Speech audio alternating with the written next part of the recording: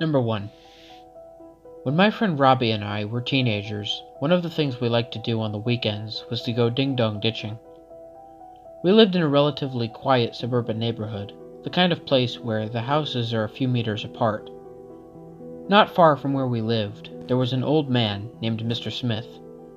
He was a very reclusive and agitated old man who hated people trespassing on his property. Another one of my friends, who lived next door to Mr. Smith, told me that a week before this story, his younger brother accidentally kicked his football into Mr. Smith's yard. He was too afraid to go get it, so he gave it up as a lost cause. The next morning, my friend woke up to the football sitting on their front porch. It had been punctured by a sharp object and was completely flattened. Anyway, being mischievous teenagers, Robbie and I decided that we'd ding-dong ditch Mr. Smith just for fun. We decided that I would be the one to ring the doorbell, while Robbie would find a place for us to hide. Fortunately, there was a small patch of bushes across the street from Mr. Smith's house, which would be the perfect hiding spot. Robbie hid in the bushes, while I crept up to the door and rang the bell. I quickly bolted across the street and into the bushes with Robbie. After about 5 minutes, the door flew open, and Mr. Smith stormed out of the house. Even though we rang his doorbell only once, he was immediately furious. On top of that, he was carrying a massive machete in his hand. He walked around his front yard, screaming like a madman and waving the sword in the air. After a few minutes, he walked back into his house. Seeing that, I was ready to leave, but Robbie wanted me to go back up there and ring the bell again. I told him he must be out of his mind if he wanted me to go up there. Robbie said, "Fine, I'll do it then." I tried to tell him not to, but he ignored me and crept up to the house. All I could do was watch and pray. Robbie walked up to the door, but before he could ring the bell, I saw him look to his right and quickly jump back with a yell. The door then flew open, and I saw Mr. Smith swing at Robbie with his machete. Robbie jumped back, but the machete still managed to slash his left shoulder. Robbie booked it away from the house and toward the street. He screamed at me to run, and I quickly followed. We ran as fast as we could down the street, all the while hearing Mr. Smith screaming behind us. After we ran a few blocks, we stopped to catch our breath. Robbie told me that when he was about to ring the bell, he saw some movement off to his right. When he looked, he saw the window curtains pulled aside, and Mr. Smith's bloodshot eyes looking straight into his. When Robbie yelled and jumped back, the eyes moved away, and Mr. Smith jumped out and tried to slash at him. Robbie then showed me the cut on his shoulder. It wasn't too deep, but it was still bleeding quite a bit. We went back to my house and got him taped up. My parents were of course suspicious as to how it happened, and we told them that Robbie slipped while we were hiking in the woods and a tree branch cut his shoulder. We didn't want to tell them what really happened, because we thought we'd get in trouble for harassing Mr. Smith. After that day, we kept that story to ourselves mostly, and we never ding-dong ditched again. Number 2. A few years ago, I experienced one of the most horrifying moments in my life. I was 30 years old at the time, and I lived alone in a small house where I still live today. The neighborhood I live in is relatively quiet, and it is very rare that anything crazy or scary happens here.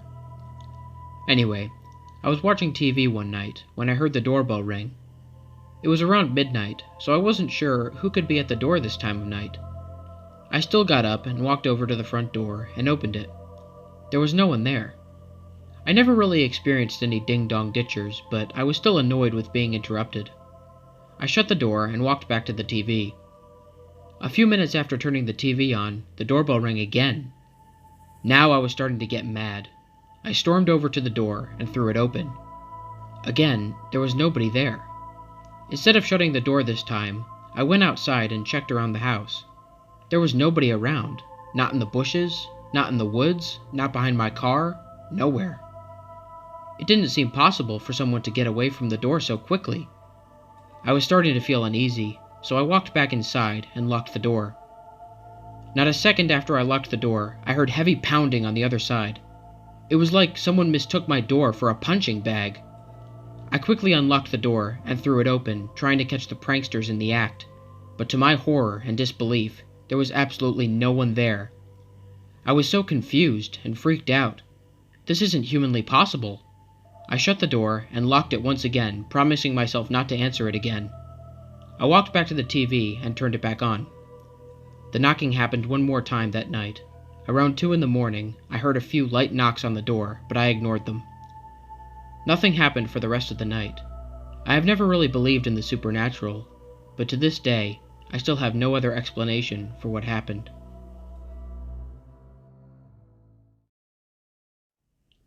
Number 3.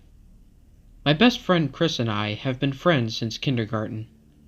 We've had so many great memories together, and one of our favorite things to do together was to have sleepovers.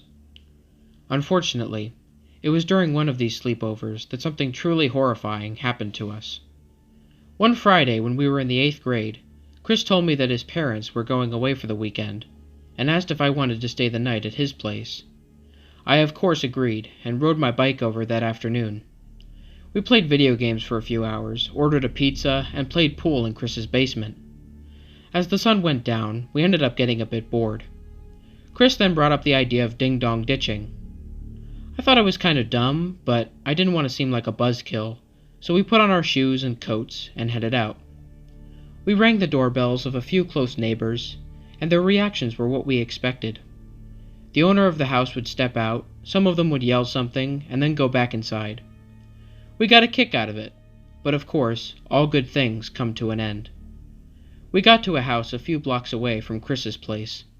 The house was dark, and if it weren't for the glowing outside house lights, we would have thought no one was home. Chris walked up to the door and rang the bell, before joining me in the bushes a few feet away. We waited for a few minutes, until finally the door opened, and a disheveled, middle-aged man stepped outside. He stood outside the door for a few minutes, before walking back in. Chris walked back up to the door and rang the bell again. This time, the guy came out much quicker, carrying a metal baseball bat in his hands.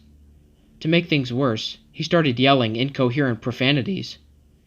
This was unnerving to me, but one look at Chris, and you could tell he was trying hard not to burst out laughing. After a few minutes of yelling, the man walked back inside again. Chris walked back up to the door to ring the bell a third time, despite my protests. Before he had a chance to ring it, the door flew open, and the man lunged at Chris. Chris luckily dodged him and ran back to me. We started running down the street, and as we were running, we saw a black pickup truck driving up behind us. When it got up to us, it didn't pass. Rather, it kept pace behind Chris and me. When we ran back to Chris's house, the truck continued down the road. Chris and I went back inside and decided to watch a movie in the family room. When the movie was over, we got ready to go to bed. I was in the bathroom, brushing my teeth and washing my face, when I heard something from outside the door. It sounded like light footsteps heading toward Chris's room. I took a quick peek into the hall, but I couldn't see anyone. It was probably just in my head. Chris and I went to sleep in Chris's room, him sleeping in his bed, while I slept in a pull-out mattress. I fell asleep quickly, but I woke up around 3 or 4 in the morning, needing to use the bathroom. After I finished, I went back to bed, but when I walked into Chris's room, I saw a shadow moving under the bed. Curiosity got the better of me, so I grabbed a flashlight and aimed it under the bed. There, staring back at me with a huge smile on his face, was the middle-aged man from the dark house. I screamed, and Chris woke up with a start.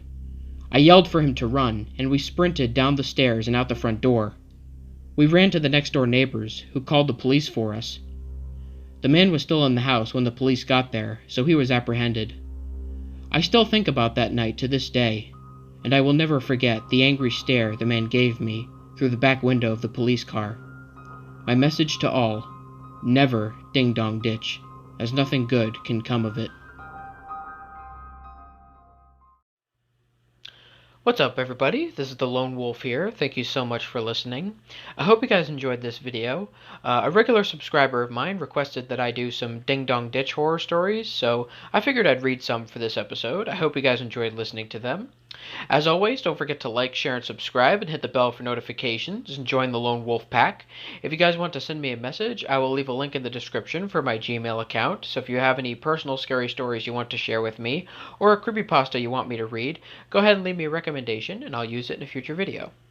If you're interested in music, I will also leave links in the description for the artists that I use, as well as the specific tracks in case you want to listen to them for yourself. And of course, if you have any constructive criticism, feel free to leave me a comment. I'm always looking for new ways to make this channel even better, and I welcome all ideas. Until next time, you guys, stay spooky. And remember, the hunt begins when the moon is full. See you soon.